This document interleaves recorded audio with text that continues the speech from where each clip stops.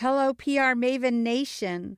Welcome to the PR Maven Podcast, episode 102, presented by Marshall Communications, creator of the Marshall Plan 65-Step Strategic Process. Today's guest is Derek O'Sullivan, who is CEO of CRUA Outdoors. CRUA Outdoors is a client of Marshall Communications, and we have been honored to work with Derek and his team. Derek believes passionately that tents don't have to be uncomfortable, so he has done something about it. CRUA has developed the world's first correctly, thermally, acoustically, and light insulated tent or tenting system, and now supplies a range of insulated tents and shelters for both recreational and industrial use. Derek developed the first thermo tent in 2014, and with the help of Enterprise Ireland, he has since developed, tested, and patented a range of products. CRUA's thermo tents were launched to the market through a successful Kickstarter campaign in May of 2015 and have gone from strength to strength ever since. It is my pleasure today to chat with Derek O'Sullivan of CRUA Outdoors. Welcome to the PR Maven Podcast, a podcast all about growing your network and building your brand through traditional and digital networking techniques. I'm Nancy Marshall, the PR Maven and CEO of Marshall Communications. I've been strengthening brands through PR for over 35 years, and now I'm celebrating the success of executives, influencers, business owners, and entrepreneurs from all around the world, all of whom have cultivated their brands and broadened their networks through traditional and digital networking methods. Each week, I interview one of these interesting and influential individuals and provide an opportunity for you, the PR Maven Nation, to gain insights from their strategies and stories. So stay tuned for this week's episode, and thanks for listening.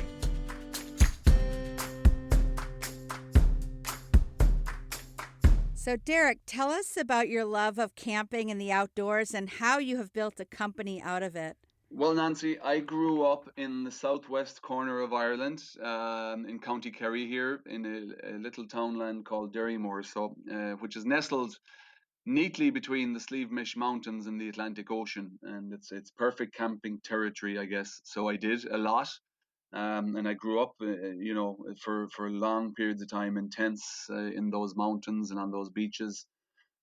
So I always had a love of the outdoors. I grew up on a farm as well, so I always kind of had a respect and a love for the outdoors, and kind of that stayed with me throughout my childhood and beyond. Really, as always happens, life takes over, and as you become an adult, I suppose, and you spend less time in tents. But at the same time, I tried to engage with the outdoors as much as possible. And when I say life takes over, the story, mortgages and kids and all that kind of stuff.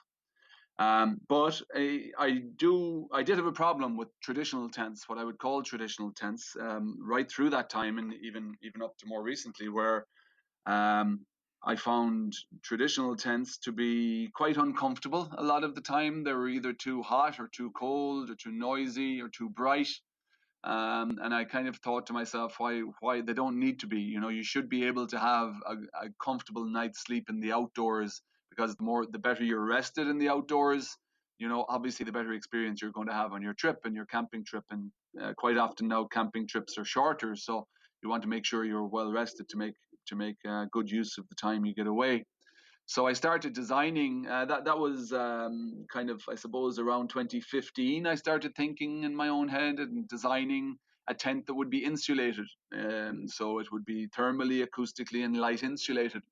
So I designed that. That was our first CRUA Lodge and the CRUA Tri, that we still actually have in stock. And we kind of went from there. We crowdfunded the first product.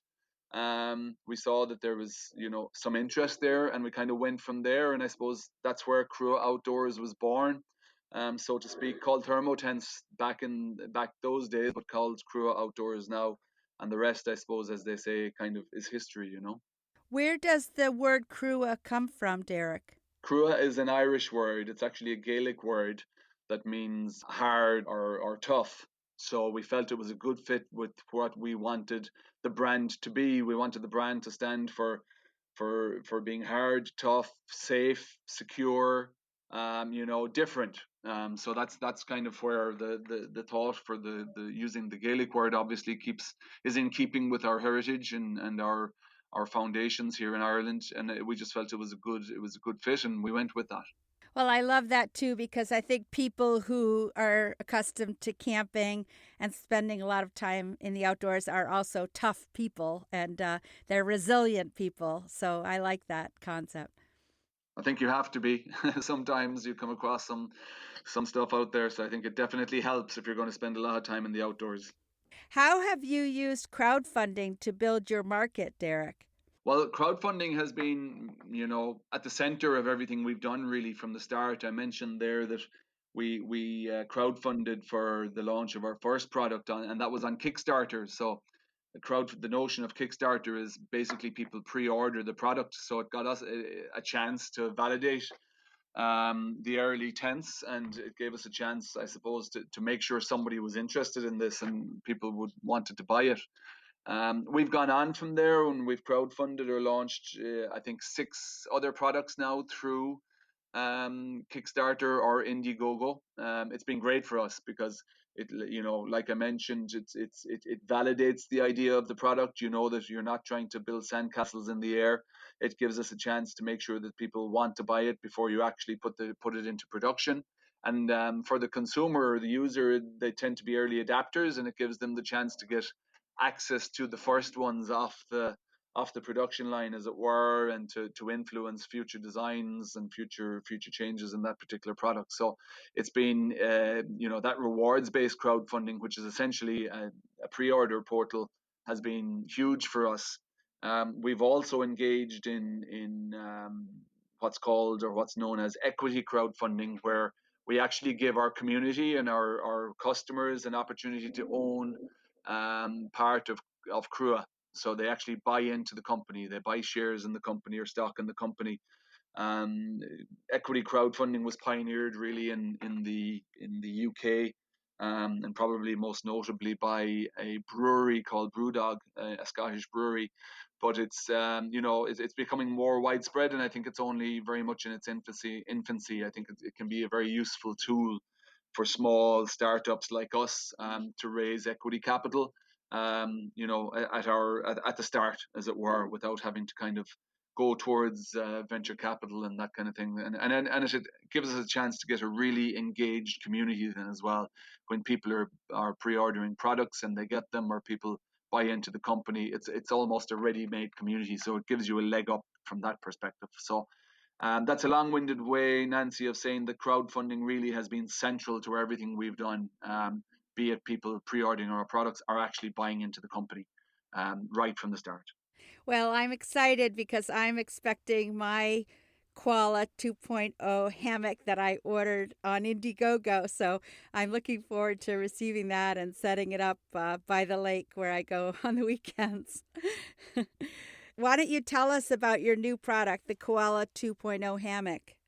Well, the Koala 2.0 or V2, I think, as we're calling it, is a second version of our initial CRUA Koala hammock, which we launched 2 years ago.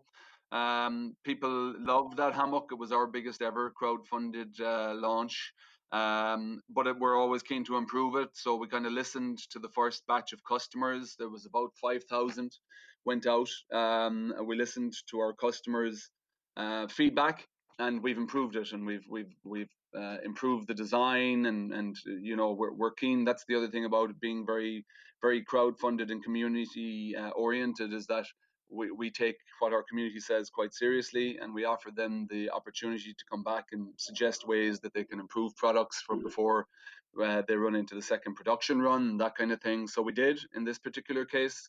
And the Koala V2, which is a pretty cool hammock, if I do say so myself. And it's a full kit as well. So you get your bug mesh, your spreader system, which is some spreader bars and guy lines which work together to keep the hammock open. You get quilts and tarp and all that kind of good stuff as well, and under hammock. So all in all, it's been successful. I think we've got about $418,000 in pre-orders as we're talking right now. So, and there's about a week to go in the campaign. So it's been a really successful launch for us. And we have another launch planned for next month as well. The end of August, we're hoping to launch the CRUA X tent. Well, I think it's awesome that the hammock has so many amenities.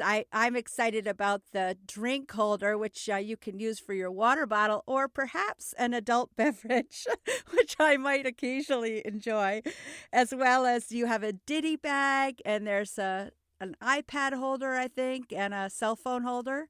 Yeah, there's pretty much a pocket for every need, and you can move the pockets. That's one of the improvements in this version. The pockets in the previous version were fixed, whereas these ones can move via Velcro, so you can easily put the pocket where it suits you. Because different people have different preferences, and people are different heights, etc. Lay in hammocks differently, so you can pretty much set up the pockets exactly as you want them. And if you want to take that beverage holder you mentioned, you can actually take it away and walk around with it rather than it just being attached to the hammock. So you can use it as your koozie on your next trip. On your next trip, Nancy. That's just brilliant. I love that. And I could just picture myself walking around with my beverage and looking at my hammock. So that gets me to product testing. I mean, you guys are the masters of soliciting feedback from customers, and the whole premise of test and learn and improve. So how do you solicit feedback from your customers? Quite often they'll be quite vocal, and they'll come back and they'll email us, and why don't you do this, and why didn't you do that, and that kind of stuff. And that's great, because there's never the perfect product. The products can always be improved, and we want that kind of feedback. But more often than not, we actually send out surveys after the campaign, so people have gotten the product. And we'll ask them what do they like, what do they dislike, what could we improve on? Is there any kind of functionality we could improve on? Is there anything that didn't live up to expectations? Is there anything that's awkward? Because this is always the first production, right? And the first production run, and that's probably kind of the flip side of crowdfunding. The first production run is always going to be improvable, what I would call improvable, So the crowdfunding community want to be the early adapters, and they want to have an influence on future designs of products and that kind of stuff. So it works well, and they're generally quite good to give their feedback. But sometimes directly, and sometimes comments on the page. Can be email, can be Facebook Messenger messages. But we solicit it, as you mentioned, and the most direct way we solicit is through surveys with pointed questions that we want answers on before we go off with another production run. Well, I think that's a brilliant way to grow your market and your business. And it also engages your customers. And as you said, you've given customers an opportunity to become shareholders and owners. So you really have a tribe of international CRUA lovers, so to speak. So I think it's really great that you engage your customers in the process. And that brings me to my next question, which is your market in the United States. When did you start selling in the United States, and how big is your market in the U.S.? We started pretty much at the start, because when we launched our first products on Kickstarter through crowdfunding, it was that's where we saw the demand. So we put the products on the platform, and that's very much where we saw the demand coming from. Now the Kickstarter community is about 60 to 70% US based anyway, but we very much saw from the early days, I suppose, to answer your question, Nancy, that there is a demand in the US for the kind of products we were developing. So right from the start, I think most of our initial sales would have been in the US. So we now have an office upstate New York, up in the Adirondacks. We have some investors over there. We have, we employ a few people there, and we use, part of the deal when we set up there is we wanted to get engaged in the community there as well. So we obviously, like I mentioned, we employ people there. We rent a premises there. We use the local banks and the local bookkeepers, et cetera, et cetera. So we very much see the Adirondacks and Saranac Lake in particular as our North American home, and it's important to us, and it obviously functions as a distribution center as well. So we can ship everything, we can keep everything in the US, and we can ship it a lot more efficiently and quickly from there when we're shipping products. So that's a long-winded way of answering, Nancy, right from the start. Well, I think it makes a lot of sense because I know that there are a lot of people in the U.S. who really love your product, and they also love the concept of being part of improving your products and the fact that you listen to their feedback. So we're going to go to a short break, and we'll continue our conversation with Derek in just a moment. But first, I want to tell you about my new book called Grow Your Audience, Grow Your Brand, available now on Amazon.com as a paperback or Kindle edition. And soon you'll be able to purchase the Audible edition, which I read at the Portland Pod, where I am today. The book includes actionable advice on growing a network and growing a brand by taking care of your audience, which is exactly what we're talking about in our conversation today with Derek O'Sullivan from CRUA Outdoors. So we'll be back in just a moment with more about CRUA Outdoors. Do you want to grow your client or customer base? Perhaps increase brand awareness? Maybe tell your unique story more effectively? Of course you do. But you may be worried that you don't have enough expertise to make that happen. Well, no worries, PR Maven Nation. Let the PR Maven herself, Nancy Marshall, show you how easy it is to get your message across effectively using a powerful yet simple tool, a message map. Nancy's training is often called informative and constructive, well-designed and impactful, with a perfect blend of theory and real-life experience. You will leverage Nancy's expertise to create your own message map when you register for this comprehensive online video training course, which is broken down into 4 easy-to-understand modules. Normally, this course is priced at $147, but for listeners of the PR Maven Podcast, that's you, PR Maven Nation, it's only $29 when you enter the code word podcast during enrollment. It even includes a workbook and bonus content to guide you through the process. So go to prmaven.com and click on the Message Map Mastery course to enroll today. Remember, enter the word podcast during enrollment for a special discounted price of $29. Welcome back. And today we're talking with Derek O'Sullivan, CEO of CRUA Outdoors. And I want to dive back in with more questions. Derek, you told us a bit about your operation in the Adirondacks of New York, but tell us a little bit more about it. Yeah, Nancy, it's very much our home in North America. So we have people working with us up there, some fantastic people, and we also distribute out of there. So it's I guess it's kind of our headquarters, for want of a better expression. But it's perfect. It fits perfectly, and it's not actually all that dissimilar to Ireland. When you go into the Adirondacks, it's fairly remote. We're a lot closer to Montreal than Manhattan, even though it's upstate New York. So it's not the easiest place to get to, but well worth the trip. So it fits perfectly in with our brand, with what CRUA is about. And of course, they've quite a severe seasonality up there, so it gets nice and warm during the summer and nice and cold during the winter and everything in between.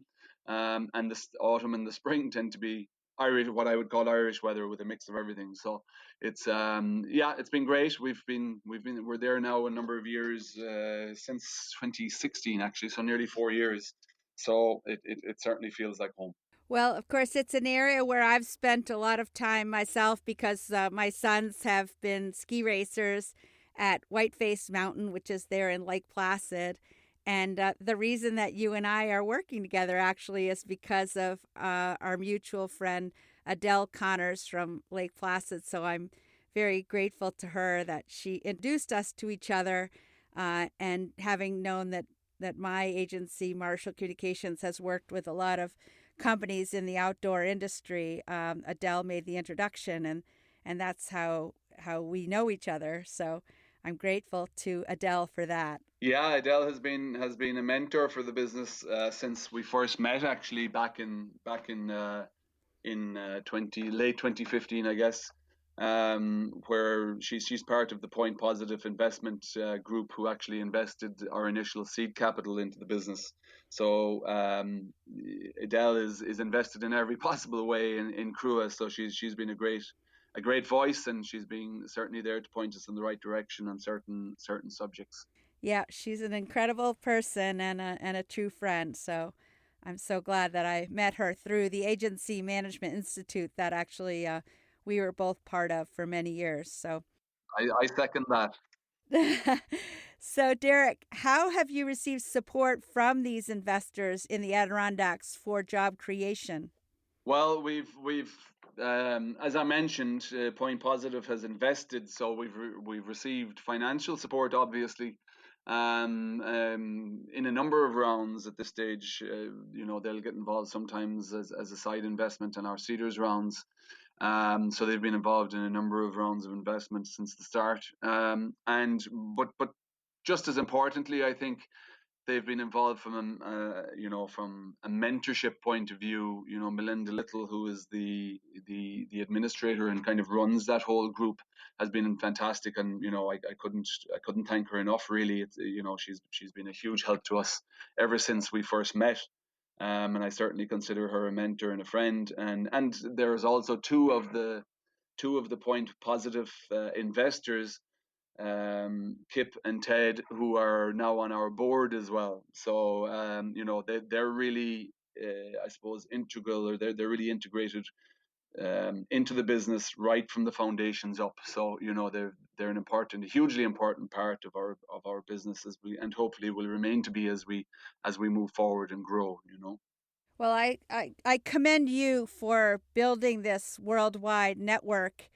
And again, the whole premise of the PR Maven podcast is about the importance of building a brand and building a network, both online and in person. And I know that you make trips over to the U.S. to meet with your U.S. investors and your staff and your customers. So you've literally built a tribe of CRUA supporters.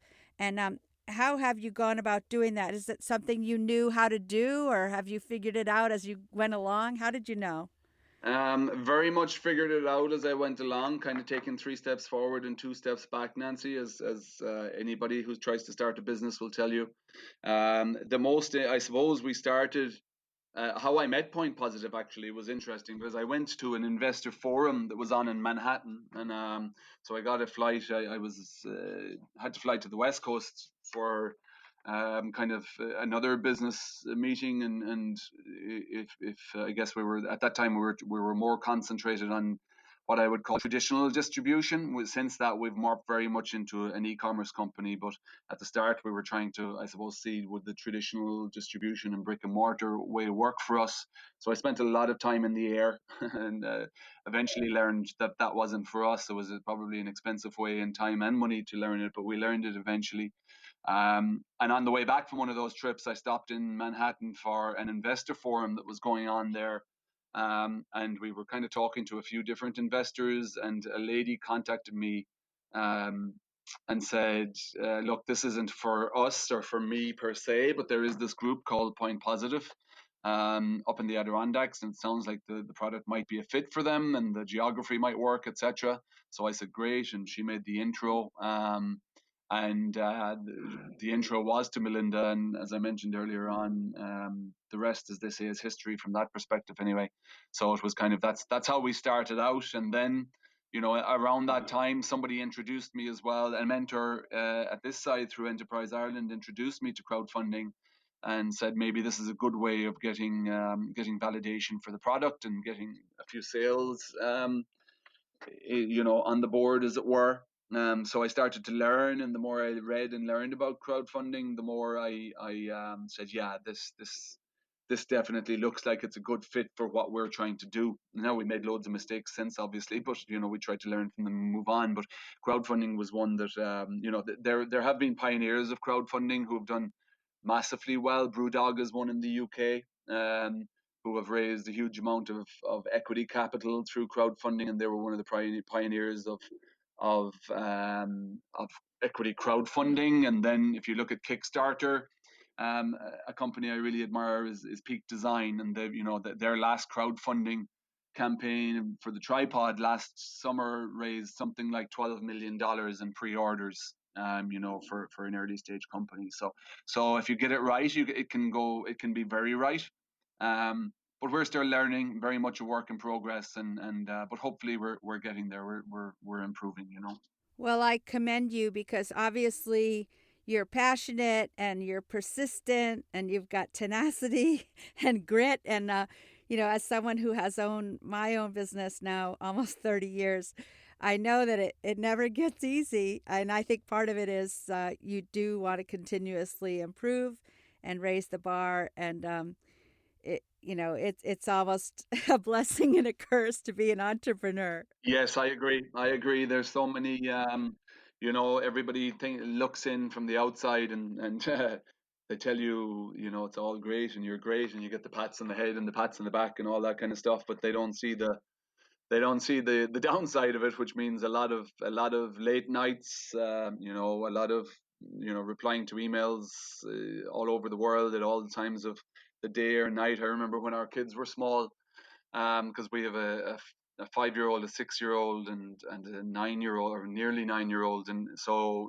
right when we were starting the business, they were very small, especially the two younger ones. And I remember waking up in the middle of the night, if they'd wake up, and going down to see if they were okay, if they were crying, and bringing my phone with me so that I could reply to emails while I'm trying to get them back off to sleep, and that kind of stuff. So I wouldn't recommend that to anybody. I think it's also very important to be able to tune out and to not have the mind going all the time. That's something I'm trying to get better at. It's not easy, but it's you definitely need downtime. And I think that a lot of people I've met, especially if you're trying to launch your own business, that there's a real danger of burnout, and I think that you need to be careful of that as well. And it's hard not to take things personally, and I suppose get anxious about things and all that kind of stuff when you're building a brand, and you feel it's very almost an extension of you. But you do need the time to be able to tune out a little bit, and that's where having, I guess, a good team, albeit a small team, a very good team around you, and that's where we're getting to. We certainly have that. We have some great people working in the business now, so that's making it a little bit easier. And to have a great hammock where you can go and zip yourself up and tune out and relax in nature, or a great tent. So I can so relate to what you're talking about, Derek, because I started my business in 1991 and then had my first child in 92. And that's Craig, who's now turning 28. And I remember when he was 4 or 5, I'd come home from work after being at work all day long, and then I'd be on the phone again in the evening, and I can remember him tugging on my shirt and going, Mama, no more phone. Yeah. And it just was like a stab of a knife in my heart, because I felt like I was neglecting him. But I feel that in the long run, both my boys saw the value of a work ethic, and luckily I feel they learned what a work ethic is, and now they're both hardworking professionals. So it does get better. Yeah, there's definitely an upside, and hopefully in the long run, like you said, they benefit from knowing that the things don't come for nothing, and hard work is a given. I think certainly if you're starting a business, hard work is just a given. You have to do that. It doesn't actually guarantee anything. But that's the first box you have to tick, is you have to, and I think it can be frustrating sometimes. You look back at a year and you say, look, a lot of that time was spent almost wasted because something didn't work, or a particular thing, notion didn't work, or a particular idea didn't work. But look, you have to go through those to find the ones that do. So it's a hand in glove kind of thing. But balance is certainly something I'm striving for, and getting there, but not since we've started, I think I've gotten worse a little bit recently since we started working from home through COVID and that, it's hard to kind of separate home from work. So we took a step backwards, I think, in the balance thing during COVID, where we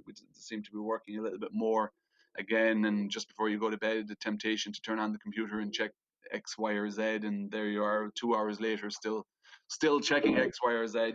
So it's definitely something I need to work on. Well, I hear you. I think it's a lifelong pursuit. Again, especially if you have that in your DNA, which you and I both have. So, Derek, what is your vision for CRUA and the brand as we go into the future and hopefully into a post-COVID-19 world? Yeah.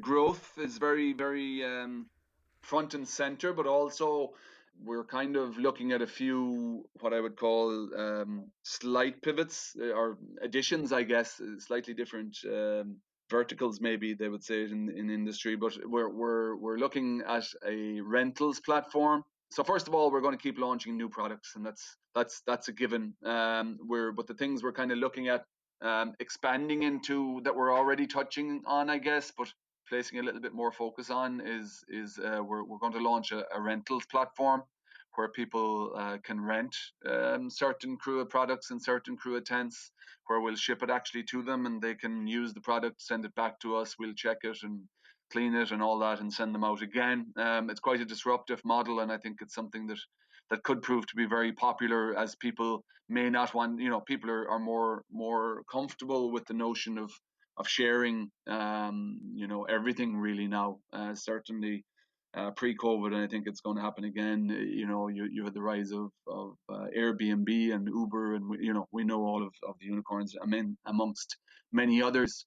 So I think that especially with something like an expensive higher end tent, or some of the higher end tents that we sell, people may not want to invest a large amount of money to use it, but they don't want to camp in a crappy tent either. So rental is certainly very much those particular customers or people are going to be very much open to rentals, and obviously we'll be following the proper protocols and steam cleaning before we send them back out and all of that kind of stuff. And another thing we're looking at are events, which obviously we had to cancel this year, but we had planned an event called Wisteria that was going to go on in Paul Smith's College in the Adirondacks this year. It's going to be a virtual event this year, and proceeds going to the college and some of the college initiatives. But we're very much planning on that next summer, so it's going to be a year later than planned. And then we're also getting very much, even though we're already in the glamping world, we're launching a new glamping product at the back end of this year, which is a kind of a safari style modular tent that'll hang from a wooden, semi-permanent wooden structure. So the glamping is very much, I think, in its infancy in the US in a lot of ways. It's a much more mature market in the EU, in the UK. And I think there's an opportunity there to bring a really good quality product to the market in the US. So we're going to do that, and we're actually, after this call, I have a meeting on it with a new supplier or a potential new supplier. So we're going to get them made in the US as well, and made in the market for the market with the new design. So I think they're the kind of three of the exciting things, along with obviously improving our current products in the recreational world and launching 2 to 3 new products a year. Well, that's an ambitious vision, and I love the idea of the glamping products. For people who don't know, glamping stands for glamorous camping. And I have to say that's the kind of camping that at my stage in life I like to do, and I could see myself enjoying one of those glamping tents. So I'm looking forward to that. Yeah, it's an interesting one. I mean, these are very much, they stay in situ for a season or beyond, and they'll have an insulated wall that you can add on the inside, and they have a different type of roof, and it's modular, so you can add different rooms and take away different rooms.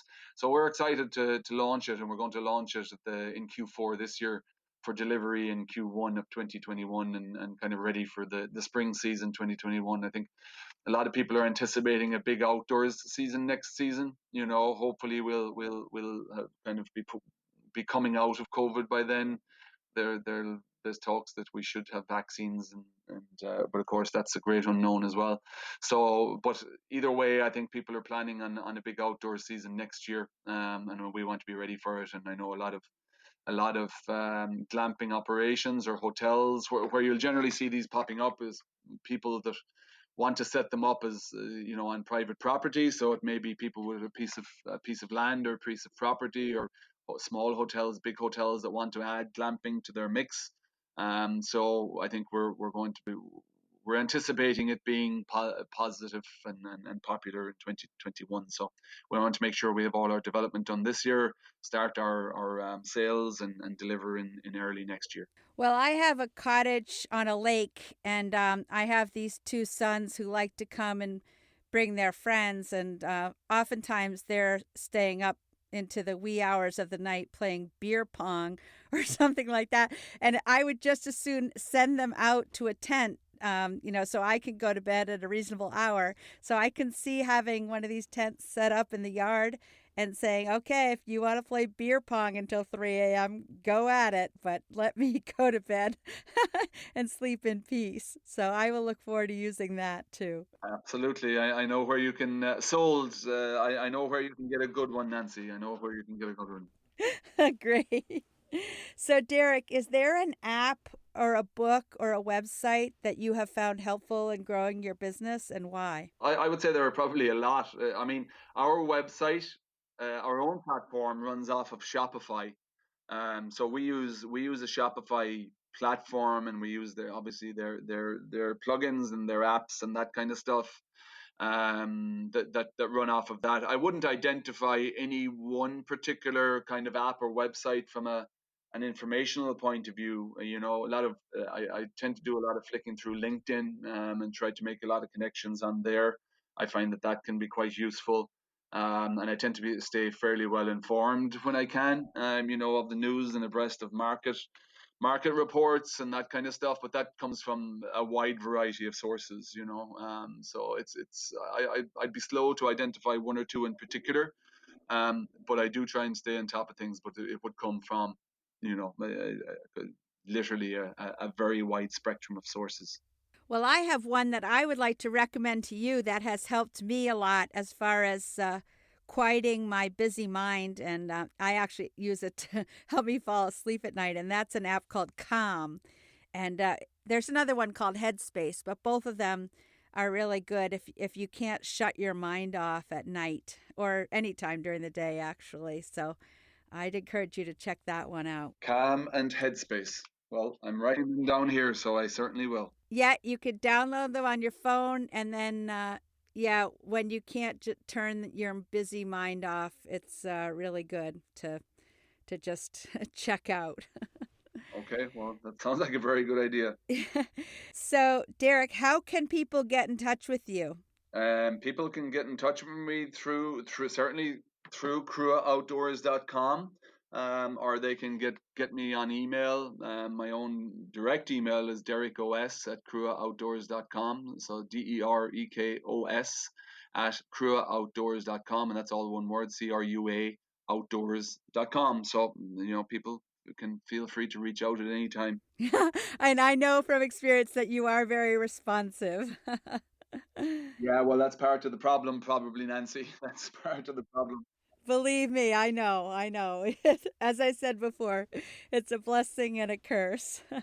It is, and I think it's something. Email is something that the problem with email, right, is when you spend your time replying to emails throughout the day, you tend to be working on somebody else's schedule, and quite often the more responsive you are to emails, the more responsive people expect you to be to emails, and I think that'd be a good thing to kind of allot a certain amount of time maybe in the morning and a certain amount of time again just before you finish off or something like that. But I think it does come to a stage where we should close down the email during the day. Certainly if you have a little bit, if you have a project or a body of work to do, I'm starting to get into the habit of the first thing I do is close the email, because otherwise I just find you reply, and one email turns into 10 emails, and half your morning is gone, and you've actually got nothing of what you wanted to do done, but you've solved other people's problems, so.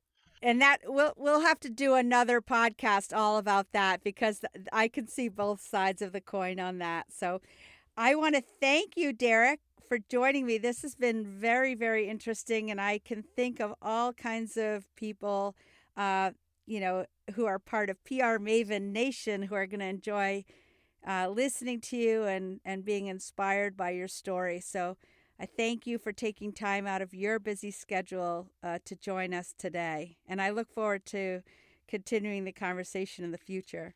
Delighted to be here, Nancy. No problem. Great to talk as always.